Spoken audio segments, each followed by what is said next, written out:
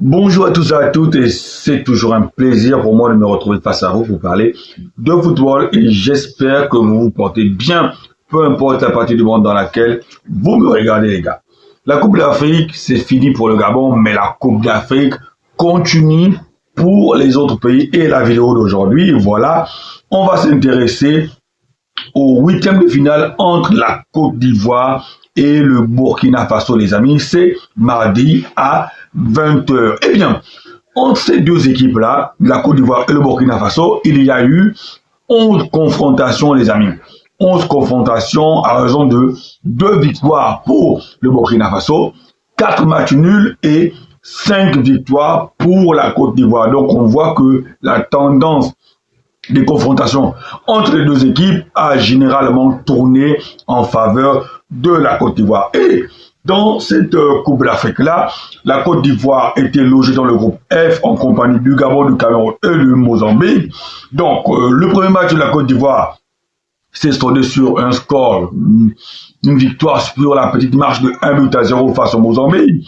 Le deuxième match contre le Cameroun, on a vu un match nul entre le Cameroun et la Côte d'Ivoire, voilà. Et le dernier match, ce dernier match-là, durant lequel Emers Faé a fait tourner son effectif, 20 premières minutes d'entame catastrophique au cours desquelles les Panthères du Gabon ouvrent le score et aggravent le score, mais on a vu que dès que Emers Faé a fait entrer ses joueurs les plus importants, eh bien, l'équipe gabonaise a eu du mal à se projeter vers l'avant et au final, l'équipe ivoirienne s'est soldée sur le score, la victoire ivoirienne sur le score de 3 buts à 2. De l'autre côté, on a un Burkina Faso qui a été logé dans un groupe en compagnie de la Guinée équatoriale, de l'Algérie et du Soudan, les amis. Et le Burkina Faso commençait sa campagne de Coupe d'Afrique face à une victoire acquise dans les arrêts de jeu par un score de 2-1.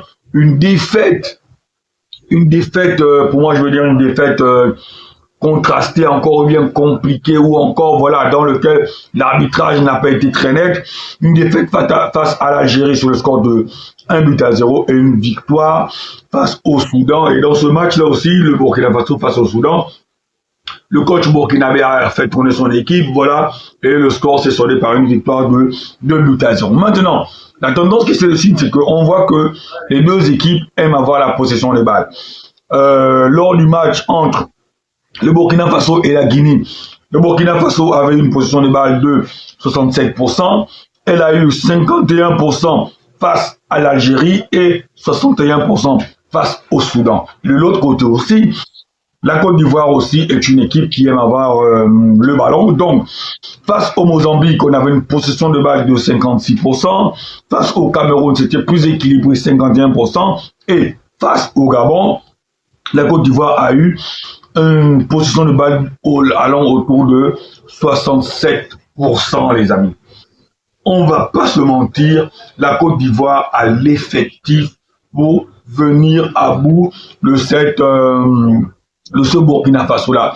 Le Burkina Faso peut poser des problèmes à la Côte d'Ivoire. Attention, on peut se retrouver là face à une configuration de match où le match va être fermé, ou même le match peut se solder sur une phase de tir au but.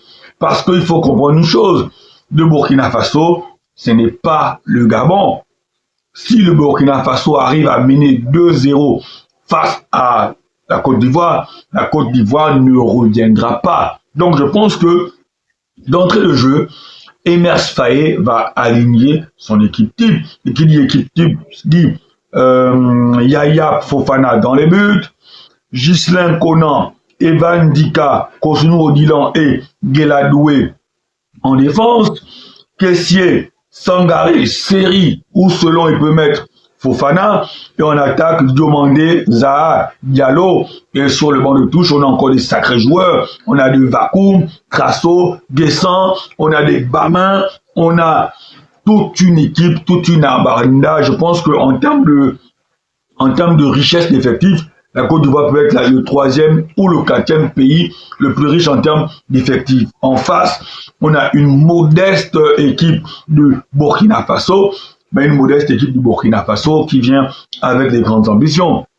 Parce que Traoré Brahman, il a dit, il vient à cette Coupe d'Afrique-là pour gagner le trophée. Donc, je ne pense pas que Emers Faé va sous-estimer au nom d'une supposée supériorité ivoirienne qui existe bien sûr, mais le football ne connaît pas la supériorité. Le football, c'est la vérité du terrain et la vérité du moment. Je pense que la Côte d'Ivoire a compris que la vraie Coupe d'Afrique commençait maintenant. Je pense que la Côte d'Ivoire a envie de jouer un quart de finale et je pense que l'appétit vient en mangeant. Cette Côte d'Ivoire-là a dans un coin de sa tête faire le doublé. Cette Côte d'Ivoire-là a dans un coin de sa tête accrocher une 4e étoile à son maillot et la majorité de jeunes qui composent cette équipe-là n'ont pas encore connu la joie de gagner une Coupe d'Afrique. Donc, ça peut être une